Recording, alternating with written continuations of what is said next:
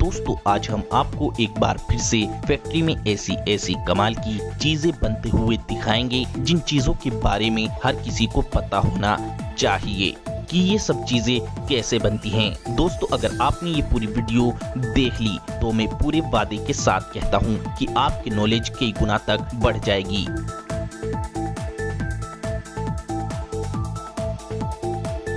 दोस्तों हमने ये वीडियो बहुत ही ज्यादा कड़ी मेहनत कर बनाई है, इसीलिए सभी दोस्त इस वीडियो को अभी एक छोटा सा लाइक जरूर कर दें और वीडियो को पूरा आखिर तक जरूर देखें।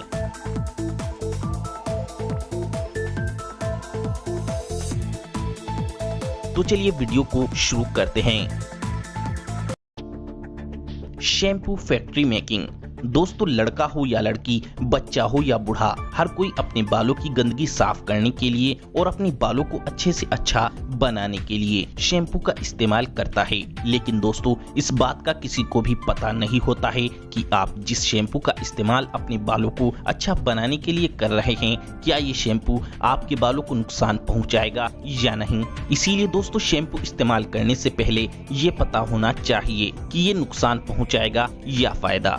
दोस्तों शैम्पू फैक्ट्री में कैसे बनता है सभी को पता होना जरूर चाहिए। दोस्तों शैम्पू बनाने के लिए सबसे पहले एक बड़े से मिक्सर में पानी भरकर इसमें सिटाइल एल्कोहल,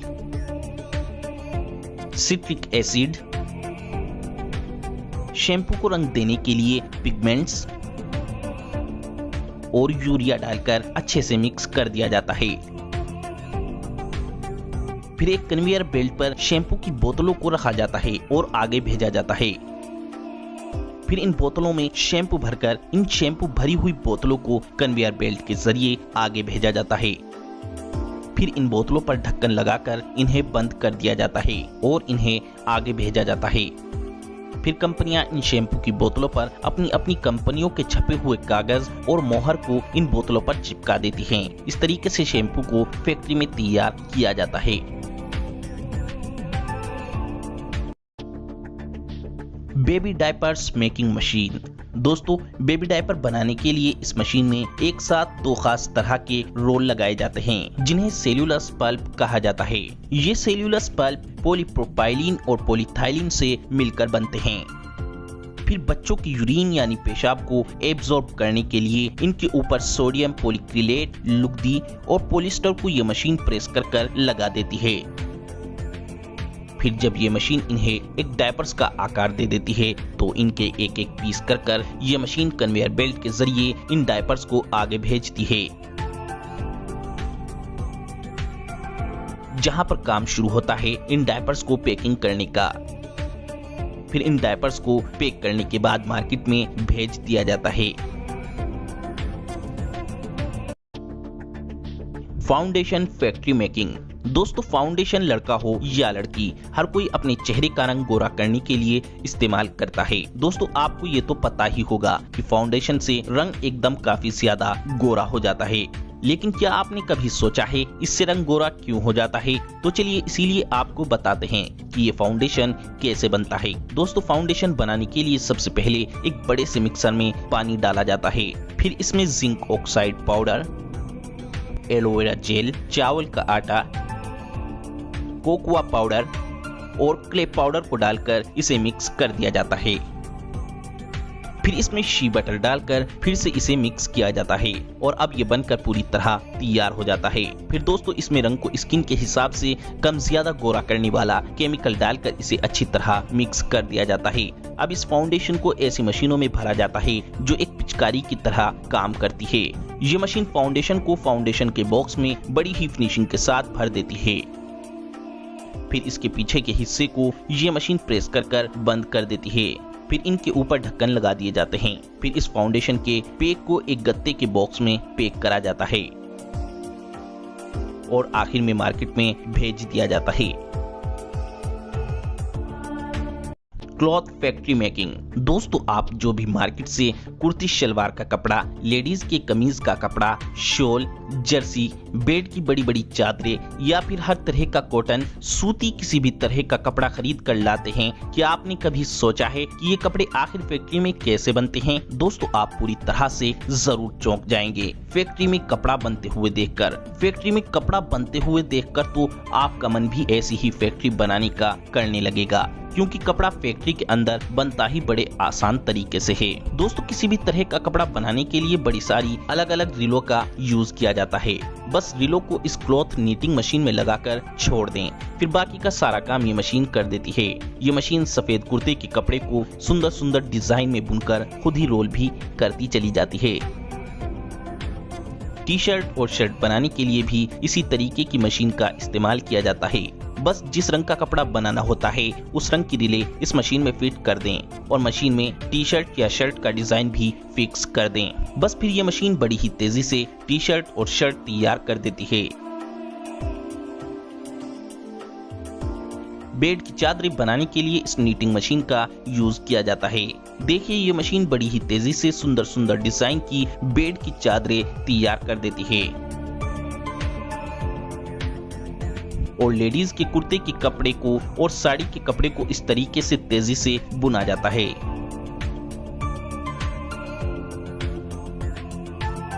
और दोस्तों आप खुद अपने घर पर जर्सी, स्वेटर, किसी भी तरह का गर्म कपड़ा इस छोटी सी नीटिंग मशीन से तेजी से सुंदर सुंदर डिजाइन के रूप में बुन सकते हैं। Fair and Lovely cream making process. दोस्तों क्या आपको पता है कि फैक्ट्रियों में फेयर एंड लवली क्रीम कैसे बनती है? दोस्तों रंग गोरा करने के लिए अक्सर लड़कियां फेयर एंड लवली क्रीम लगाती हैं, लेकिन दोस्तों आपको ये क्रीम लगाने से पहले पता होना चाहिए कि ये क्रीम आखिर फैक्ट्री में बनती कैसे है। दोस्तों फेयर एंड लवली क्रीम बनाने के लिए कई चीजों की जरूरत पड़ती है। Distilled monoglycerides, citric acid, cetyl alcohol, stearyl alcohol, butylated hydroxytoluene, carbopol, glycerine, mineral oil, methyl paraben, aloe vera और वाटर। दोस्तों फेयर एंड लवली क्रीम बनाने के लिए सबसे पहले एक बड़े से मिक्सर में मिल्क यानी दूध को डाला जाता है, फिर इस दूध में मिनरल वाटर डाला जाता है, फिर इस मिक्सर में फेयर एंड लवली क्रीम के सभी इंग्रेडिएंट्स को डाला जाता है। फिर मिक्सर को चलाकर ये सभी चीजें अच्छे से मिक्स होकर एक क्रीम का रूप ले लेती हैं। फिर इस क्रीम को एक ऐसी मशीन में डाला जाता है जिससे कि ये क्रीम फेयर एंड लवली के बॉक्स में आसानी से भरी जा सके। ये मशीन फेयर एंड लवली के बॉक्स में क्रीम बड़ी ही तेजी से भर देती है। फिर कन्वेयर बेल्ट के जरिए ये फेयर एंड लवली क्रीम आगे जाती है, जहाँ पर फेयर एंड लवली बॉक्स के पीछे का खुला मुंह ये मशीन प्रेस कर इस खुले हिस्से को बंद कर देती है। फिर ये क्रीम कन्वेयर बेल्ट के जरिए आगे जाती है, जहां पर इन क्रीम को एक कागज के बॉक्स में पैक कर दिया जाता है। इस तरीके से फेयर एंड लवली क्रीम पूरे तरीके से बनकर तैयार हो जाती है। Polyester cloth making process. दोस्तों क्या आपको पता है कि खराब प्लास्टिक से नए नए सुंदर कपड़े बनाए जा सकते हैं और आज मार्केट में प्लास्टिक से बने हुए कपड़े बहुत ही ज्यादा पॉपुलर भी हो रहे हैं। दोस्तों खराब प्लास्टिक से नए कपड़े बनाने के लिए सबसे पहले बहुत सारी खराब प्लास्टिक की बोतल और खराब प्लास्टिक के किसी भी सामान को एक कन्वेयर बेल्ट पर डालकर एक क्रशिंग सेक्शन में भेजा जाता है, जहां पर सारी प्लास्टिक को क्रश कर दिया जाता है, जिससे कि प्लास्टिक बिल्कुल बारीक हो जाती है। फिर इस बारीक प्लास्टिक को गरम गरम पानी में डालकर अच्छे से साफ कर लिया जाता है और एक छड़ने की मदद से साफ बारीक प्लास्टिक बाहर निकाल ली जाती है। फिर इस बारीक प्लास्टिक को एक रोटेटिंग मशीन में डाला जाता है, जहां पर यह बारीक प्लास्टिक एक प्लास्टिक पाउडर का सा रूप ले लेती है। फिर इस प्लास्टिक पाउडर को इस मशीन में डालकर प्लास्टिक पाउडर को एक लंबे लंबे और मोटे मोटे धागे के रूप में बदल दिया जाता है। फिर इन धागों को एक रील की तरह रोल कर दिया जाता है। फिर इन सारी रीलों को मिलाकर इस मशीन के जरिए एक बड़ा सारा कपड़ा बुना जाता है। इस तरीके से खराब प्लास्टिक से एक नया कपड़ा तैयार हो जाता है। Honey factory making.